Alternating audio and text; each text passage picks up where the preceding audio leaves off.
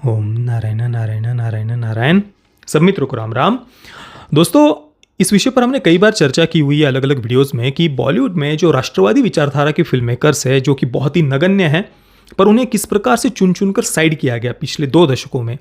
उनके प्रोजेक्ट्स को फंडिंग ना मिले या बिल्कुल उनको इग्नोर कर देना, उनके कंटेंट को इग्नोर करना, उनको के प्रोजेक्ट्स ना मिलने देना, इस प्रकार का भेदभाव हमने पिछले 2 दशकों में विशेषतः कई बार देखा है। और उनका कैरेक्टर असैसिनेशन करने का प्रयास करना, उनके आत्मसम्मान को पैरों तले रौंदना, ये भी बॉलीवुड का इकोसिस्टम किस प्रकार से करता है वो तो आज भी, आज के समय में भी हम देख सकते हैं।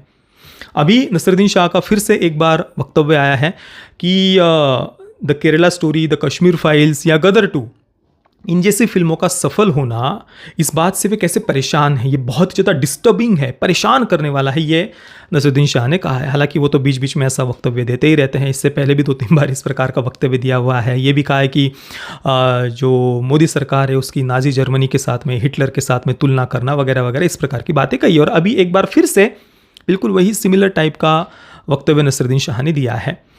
जो जिन्हें काफ़ी सेलिब्रेट किया जाता है, जिन एक्टर्स को या फिल्म मेकर्स को बॉलीवुड में, वो फिर समय समय पर आकर इस प्रकार का वक्तव्य देते रहते हैं।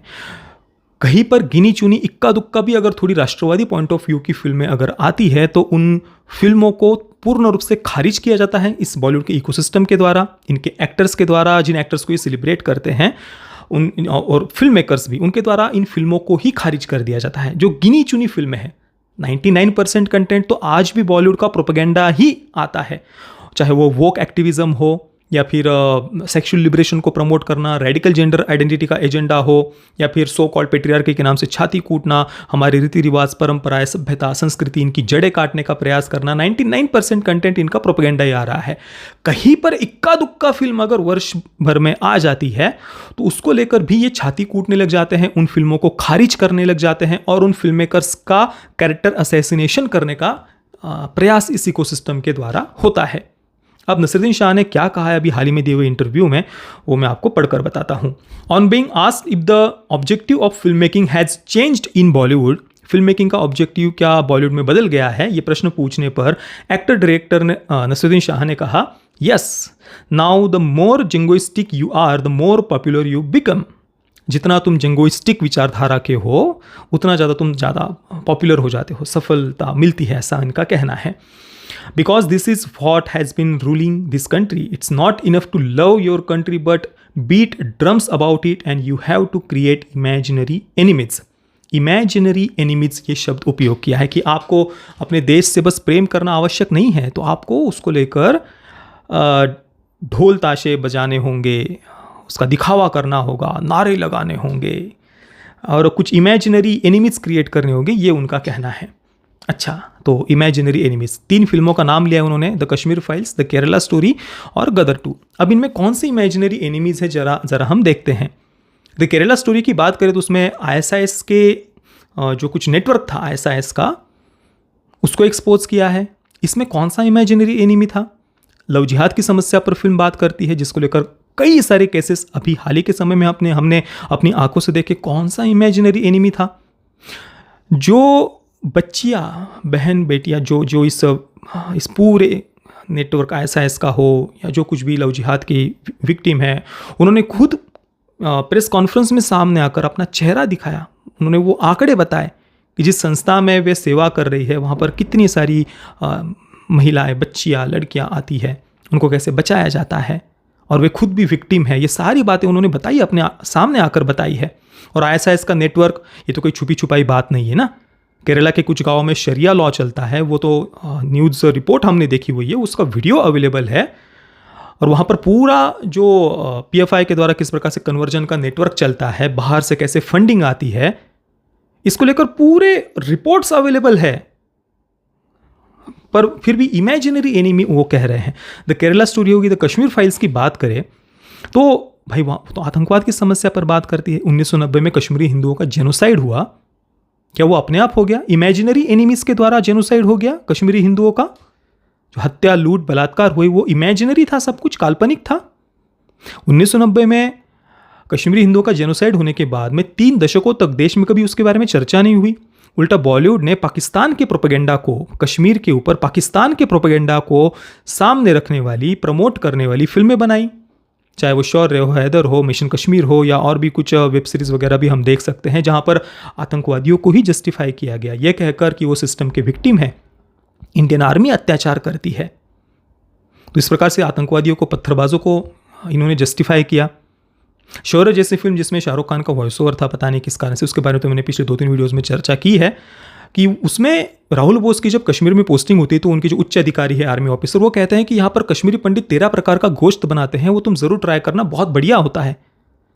और फिल्म का पूरा नैरेटिव, मतलब वो क्या कहने का प्रयास कर रहे हैं कि कश्मीरी पंडित तो भारत के सुरक्षा बलों के साथ में, इंडियन आर्मी के साथ में मस्त हड्डियाँ तोड़ रहे हैं, मज़े कर रहे हैं, और भारतीय सेना वहाँ पर मुस्लिम समाज पर अत्याचार करती है। ये जो पाकिस्तान प्रोपेगेंडा चलाता है उसी को तो वो फिल्म सामने रखती है ना। तो ये वो कर रहे थे। हैदर भी कुछ अलग नहीं थी। तो ये बॉलीवुड का इकोसिस्टम किया उसने 3 दशकों तक कश्मीरी हिंदुओं का जेनोसाइड होने के बाद में। किसी एक फिल्म में उनको ये उस जेनोसाइड का कहीं पर छोटा सा उल्लेख करने के बारे में भी अंदर से ऐसा कुछ सूझा नहीं। पर जब द कश्मीर फाइल्स को अनाउंस किया जाता है तो अचानक से ये शिकारा नाम की प्रोपेगेंडा फिल्म लेकर आ जाते हैं, जो कश्मीरी हिंदुओं के जख्मों पर नमक नहीं एसिड छिड़कने का काम करती है, भद्दे तरीके से उनके जेनोसाइड का मजाक उड़ाती है। उसकी स्पेशल स्क्रीनिंग में कश्मीरी हिंदुओं को बुलाया जाता है जो फूट फूट कर रोए वहां पर। तो ये भद्दा मजाक इस इंडस्ट्री ने किया है। तो क्या द कश्मीर फाइल्स में इमेजिनरी एनिमीज थे? इमेजिनरी था सब कुछ। वो जेनोसाइड अचानक से ऐसा काल्पनिक दुनिया में हो गया। इसके बाद में गदर 2 का नाम लिया। गदर 2 की बात करें तो भाई उल्टा उसमें तो जो बैलेंसिंग की गई वो तो मुझे भी पसंद नहीं आई थी। मैंने अपने गदर 2 के रिव्यू में भी कहा कि वो उल्टा उसमें तो उल्टा बैलेंसिंग थी भाई। और उसमें एनिमी कौन था? पाकिस्तान। तो क्या पाकिस्तान एनिमी नहीं है? वो इमेजिनरी एनिमी है। तो क्या कौन से इमेजिनरी एनिमी की इन्होंने बात की? चलिए आगे बढ़ते हैं। What this people don't realise is that what they are doing is very harmful. He added, in fact films like Kerala story and Gadar 2 I haven't seen them but I know what they are about. अच्छा, इन्होंने film देखी नहीं है तो पर इनको पता है कि उसमें क्या है। फिल्म देखी नहीं पर पता है क्या है उसमें। It's disturbing that films like Kashmir Files are so massively popular, whereas films made by Sudhir Mishra, Anubhav Sinha and Hansal Mehta, who are trying to portray the truth of their times, don't get seen. अच्छा, अब इन 3 film maker का नाम लिया। इनकी हाल ही में कौन सी फिल्में आई है जिनको लोगों ने नहीं देखा और जिसके कारण नसरुद्दीन शाह को पीड़ा हो रही है, वो हम देखते हैं। सबसे पहले सुधीर मिश्रा की अफवाह नाम की फिल्म आई थी। क्या था उसमें? जो लव जिहाद के क्राइम्स से उनको व्हाइट वॉश करने का प्रयास किया गया था। एक हिंदू फोबिक फिल्म। आप हमारा अफवाह का मैंने अलग से रिव्यू नहीं किया, पर मैंने लव जिहाद के क्राइम्स को व्हाइट वॉश करने वाली 10 फिल्मों की लिस्ट बनाई है एक वीडियो में। वो वीडियो आप अवश्य देखना, मैंने वहाँ पर अफवाह के बारे में चर्चा की है। इसके बाद में अनुभव सिन्हा की हाल ही में कौन सी फिल्म आई थी? भीड़ आई थी। एक प्योर प्रोपेगेंडा फिल्म जिसमें जो लॉकडाउन के समय को जिस प्रकार से जो झूठे तथ्य फिल्म सामने दिखाती है, इवन फिल्म के एंडिंग में तो नक्सली विचारधारा को भी ये जस्टिफाई करते हैं। बहुत सारा प्रोपेगेंडा था। आप हमारा भीड़ का रिव्यू देखना। जनता ने रिजेक्ट कर दिया, इसकी भी उनको प्रॉब्लम है। आगे हंसल मेहता का नाम लिया। हंसल मेहता की हाल ही में फराज नाम की फिल्म आई थी जिसमें बांग्लादेश को विक्टिम दिखाया है। इनके अनुसार भारत एक इस्लामोफोबिक देश है। यहाँ का सिस्टम, भारतीय सुरक्षा बल ये माइनॉरिटीज़ पर अत्याचार करते हैं और ये कहकर ये आतंकवाद को जस्टिफाई करते हैं, भारत को इस्लामोफोबिक होने का सर्टिफिकेट देते हैं, और दूसरी तरफ बांग्लादेश को आतंकवाद का विक्टिम दिखाएंगे अपनी फिल्में बना बनाकर। भारत में आतंकवाद की समस्या दिखाई तो वो इमेजिनरी एनिमी हो जाता है। Wow wow. चलिए आगे बढ़ते हैं। तो but it's important that These filmmakers don't lose heart and continue telling stories. आगे लिखा है, आगे उन्होंने कहा they will be responsible for prosperity. अच्छा, 100 years later people will see Bheed and they will also see Gadar 2 and see which one portrays the truth of our times because film is the only medium which could do that. हाँ बिल्कुल नसरुद्दीन शाह जी, बिल्कुल 100 वर्षों के बाद में लोग देखेंगे, शिकारा को भी देखेंगे, द कश्मीर फाइल्स को भी देखेंगे, शौर्य को भी देखेंगे, हैदर को भी देखेंगे, और देखेंगे कि एक पूरे के पूरे कश्मीरी हिंदुओं का उनका जेनोसाइड हो जाता है, उनको समाप्त कर दिया जाता है, हत्या लूट बलात्कार होते हैं, और ये इंडस्ट्री एक प्रकार से उसको सेलिब्रेट करती है 3 दशकों तक, जस्टिफाई करती है। लोग ये भी देखेंगे कि उस पर एक फिल्म केवल आती है द कश्मीर फाइल्स, जिसके एक सीन को छोड़िए, एक शब्द को भी आज तक कोई वामपंथी गलत साबित नहीं कर पाया। दिखा दे कोई कोई एक सीन तो आप गलत दिखा दो उस फिल्म का, द कश्मीर फाइल्स का, जिसको लेकर आप इमेजिनरी एनिमी से छाती कूटते हो, कोई एक सीन ये आज तक गलत नहीं दिखा पाए। बस हवाई बातें करनी है। तो लोग देखेंगे, 100 वर्षों के बाद में लोग ये सब कुछ देखेंगे। इस इंडस्ट्री ने जो हिंदू घृणा स्प्रेड की है, दशकों से हमारी सभ्यता, हमारे रीति रिवाज, परंपराएं, हमारी संस्कृति, इनकी जड़ें काटने का जो प्रयास इस इंडस्ट्री ने किया, एक प्रकार से कल्चरल जेनोसाइड का जो प्रयास किया, वो लोग देखेंगे 100 वर्षों के बाद भी, और लोग भूलेंगे नहीं वो बातें। It's hard to resort to abstraction and capture life as it is. So regressive is a pretty mild word for what's going on. It's frightening where filmmakers are being cooped into making films which praise all the wrong things and run down other communities for no reason at all. Run down other communities? किसको नीचा दिखाया? क्या आप बोल रहे हैं? मतलब गदर 2 में पाकिस्तान को विलन दिखाया है, तो उसमें आप क्या कहने का प्रयास कर रहे, रन डाउन अदर कम्युनिटीज़? या द कश्मीर फाइल्स की अगर हम बात करें तो वो आतंकवाद की समस्या पर बात करती है। द केरला स्टोरी ISIS के नेटवर्क के बारे में बात करती है। तो यहाँ पर रनिंग डाउन अदर कम्युनिटीज़, ये आप कैसे बोल रहे हैं? किसी कम्युनिटी को रनिंग डाउन करना क्या होता है पता है नसरुद्दीन शाह जी? जब दशकों से लगातार हमारे भारतीय सनातन संस्कृति की जो हमारी संस्कृति, परंपराएं, रीति रिवाज आदि है, उसकी जड़ें काटने का प्रयास करना, इसको कहते हैं एक कम्युनिटी को नीचा दिखाना। आतंकवाद की समस्या दिखाने को प्रोपेगेंडा नहीं कहते हैं। तो इसको वो एक डेंजरस ट्रेंड कह रहे हैं। डिस्टर्बिंग लग रहा है ये सारी बातें नसरुद्दीन शाह को। अब यहाँ पर एक और बात समझने जैसे देखिए दोस्तों, ये इकोसिस्टम कैसे वर्क करता है आप बॉलीवुड का देखिए।